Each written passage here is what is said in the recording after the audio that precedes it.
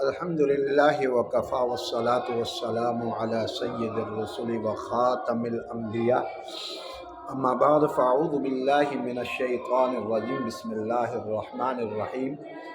عن صبرۃ الجہنی رضی اللہ تعالی عنہ قال قال رسول اللہ صلی اللہ علیہ وسلم علموا صبی الصلاة ابن سبع سنین وضربوه علیها ابن عشرہ رواہ الترمذی۔ صدق اللہ مولانا العظیم۔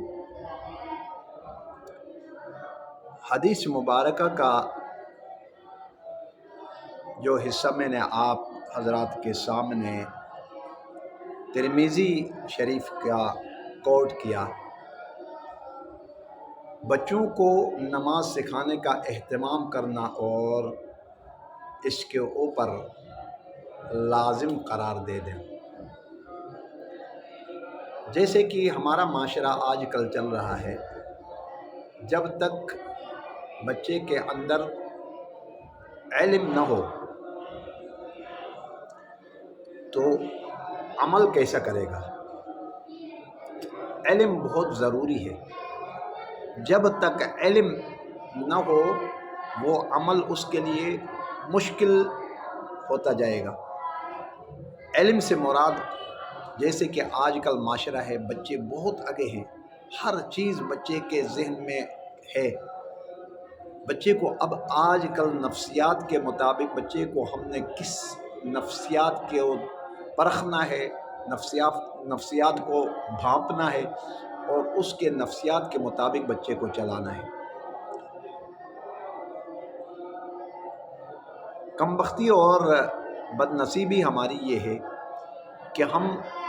بچے کو جب 5 سال کی عمر کے بعد ہم سکول اور مسجد مدرسہ ڈال دیتے ہیں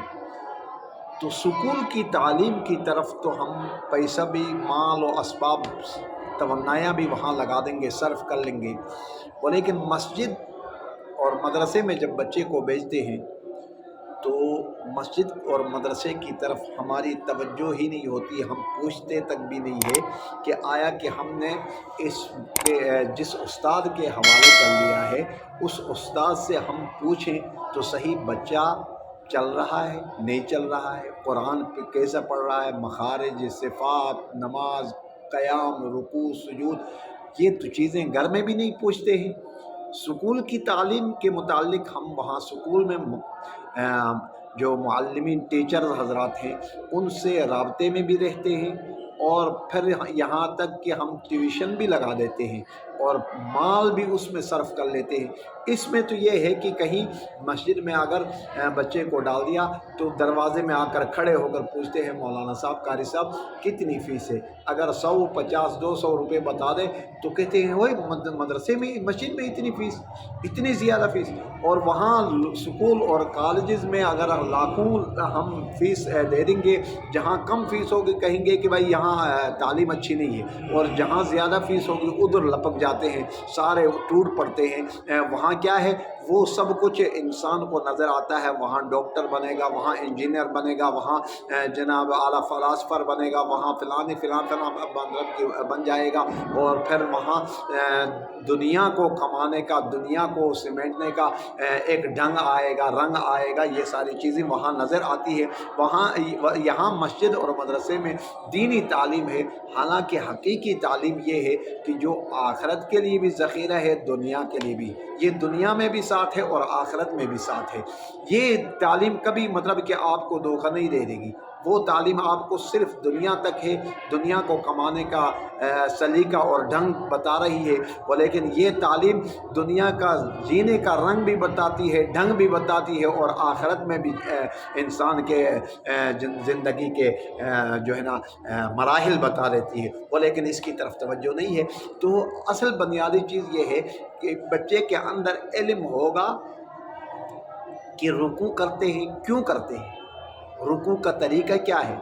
قیام کرتے ہیں کیوں کرتے ہیں، کتنی دیر کا ہے، سجدہ کرتے ہیں کیوں کرتے ہیں، کتنی دیر کا کرنا ہے، اور کتنے سجدے ہیں، پڑھنا کیا ہے، اور اس کا معنی کیا ہے۔ یہ سب کچھ بچے کو جب والد اپنے اساتذہ سے جڑا رہے گا، استاد اور والد جو ہے نا آپس میں مطلب رابطے میں رہیں گے، تو بچے کے تعلیم و تربیت کے اندر وہ چیزیں آ جائیں گی جو کہ بچے کو جن چیزوں کی ضرورت ہے معاشرے میں۔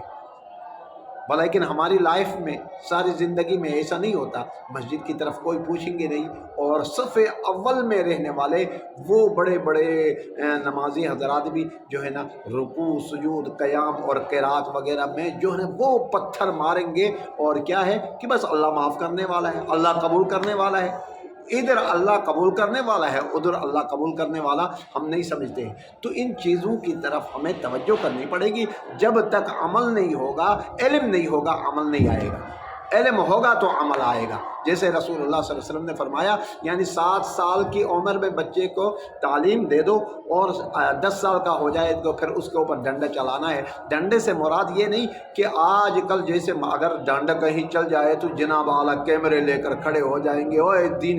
دین میں یہ نہیں سکھایا، یہ ہے یہ ہے یہ ہے، اپنی طرف سے مطلب کہ بڑے فلاسفر بن جائیں گے، اور اس وقت میڈیا والوں کا منہ بھی اتنا کھل جائے گا، دین کے متعلق کوئی بات آ جائے نا تو یہ سارے بدبختوں کی زبان کھل جائے گی، اور دنیا کے متعلق کوئی معاملہ جب آ جاتا ہے تو جناب اعلیٰ وہ بدبخت جو ہے نا اپنے منہ میں ایسے تالے لگے ہوئے ہوتے ہیں، وہاں کوئی بات نہیں اٹھائیں گے۔ اب جیسے پچھلے عرصے میں بہت سارے ایسے معاملات ہو گیا، بچیوں کی زندگیوں کی بربادی کر دی گئی، اور وہاں میڈیا کو بولا نہیں، اور یہاں اگر مسجد اور مدرسے میں کہیں ایسا بچے کے اوپر ڈنڈا بھی اٹھایا گیا ہے تو جناب اعلیٰ سارا میڈیا، والدین اگر اس معاملے میں، تو اصل بنیادی چیز یہ ہے کہ والدین کو کہنے کا مقصد یہ ہے کہ آپ حضرات نے اپنے بچوں کے اوپر ایک مثالی باپ ہے، کتاب کا نام ایک مثالی ماں ہے، یہ دو کتابیں ماں بھی پڑھ لے باپ بھی پڑھ لے تو بچوں کے تعلیم و تربیت کے متعلق سب کچھ گھر نظر آ جائیں گے۔ اس کتاب کے متعلق آپ کو اپنے اولاد کے اوپر تعلیم و تربیت دینے کا طریقہ آ جائے گا۔ اور اساتذہ کرام کے لیے یہ ایک مثالی استاد جو ہے نا ایک کتاب کا نام ہے، وہ کتاب ضرور پڑھ لیں۔ آج کل وہ زمانہ نہیں رہا یعنی ڈنڈے سے مطلب دین کی طرف یا دنیا کی تعلیم مطلب دلوائی جائے، بلکہ بچے کے نفسیات کو دیکھ کر نفسیات کے مطابق بچے کے اوپر مطلب کہ اللہ کا ڈر، اللہ کا خوف بھی ڈالا جائے، اور والدین کا ادب و احترام، اپنے اساتذہ کا ادب و احترام،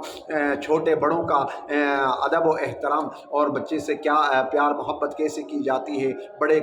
کا ادب کیسے کیا جاتا ہے، یہ ساری چیزیں پہلے علم دیا جائے، علم کے بعد پھر عمل شروع ہو جاتا ہے۔ اور ہم پہلے علم دیے بغیر عمل کی کوشش کرتے ہیں تو وہ عمل ایسا نہیں آتا ہے۔ پھر وہ کہتے ہیں نا، صحبت سہلے ترا سہلے کند، صحبت تالے ترا تالے کند۔ اچھی صحبت میں اچھا انسان بن جائے گا، بری صحبت میں برا بن جائے گا۔ کبھی آپ بری صحبت میں رہ کر کہیں گے کہ وہ ولی کامل بن جائے گا، وہ ولی کامل نہیں بن سکتا، اور بری صحبت میں رہنے والا وہ ولی کامل نہیں بن سکتا ہے، تو اچھی صحبت میں رہنے والا وہ کبھی مطلب کی برائی کی طرف نہیں جا سکتا ہے۔ تو والدین اور اساتذہ کی بڑی ذمہ داری ہے، اور آج کل معاشرے کے مطابق بچے کے نفسیات کو دیکھ کر بچے کے اوپر علم اور عمل کی کوشش کر لیں، اور ڈنڈے کی بجائے پیار محبت سے اپنے بچے کے ساتھ جیسے اخلاق اچھا ورتاؤ رکھیں گے تو بچہ آگے نکل جائے گا۔ اپنی مرضی مسلط نہ کر لیں، مرضی مسلط کر لیں گے تو پھر اولاد بننے گی نہیں بلکہ بگڑ جائے گی، باغی بن جائے گی، دین کے بھی باغی بن جائے گی اور دنیا کے بھی باغی بن جائے گی۔ وہ انتقامی کارروائیوں میں بچے اتر جائیں گے کہ بھائی یہ ہمارے ساتھ ایسے کر رہے تھے، اب میں بڑا ہو جاؤں گا میں بھی ایسا کروں گا۔ تو اللہ تبارک و تعالی ہم سب کو عمل کی توفیق عطا فرمائے۔ وآخر دعوانا ان الحمد للہ رب العالمین۔